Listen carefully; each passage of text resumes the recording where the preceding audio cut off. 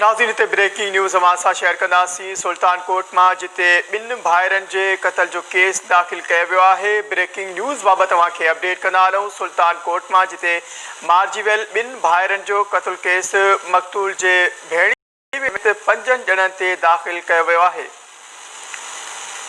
अहम ख़बर आहे अवां सां शेयर करे रहिया आहियूं। नाज़रीन ब्रेकिंग न्यूज़ बाबति तव्हांखे सुल्तानकोट मां अपडेट कंदा हलूं। जिते काल ॿिनि धुरियुनि जे छेड़े में 2 भाइर अब्दुल रहमान बिरोही ऐं शाह मोहम्मद बिरोही मारिजी विया हुआ, जिन जो क़त्ल केस अॼु दाख़िल कयो वियो आहे।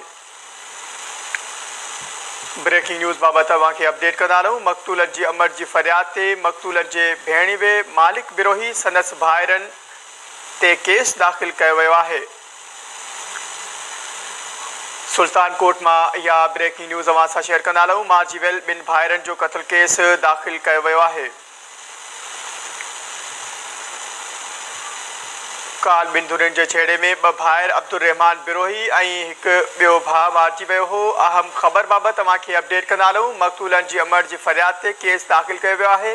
इसरार चांडियो असां सां टेलीफोन लाइन ते मौजूदु आहे। जी इसरार, वधीक छा तफ़सील आहिनि?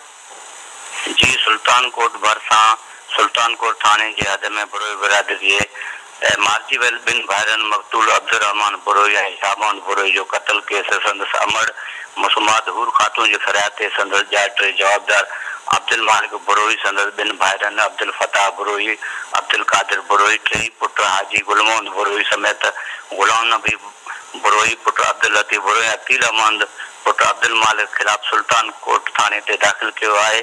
पर हिन महिल ताईं जवाबदारनि जी का बि गिरफ़्तारी अमल में नथी अची सघे। जी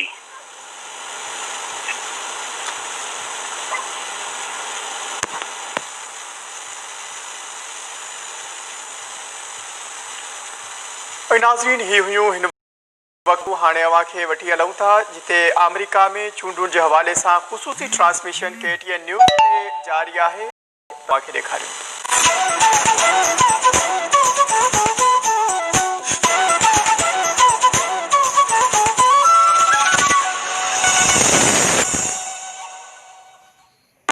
Indus Empire Mall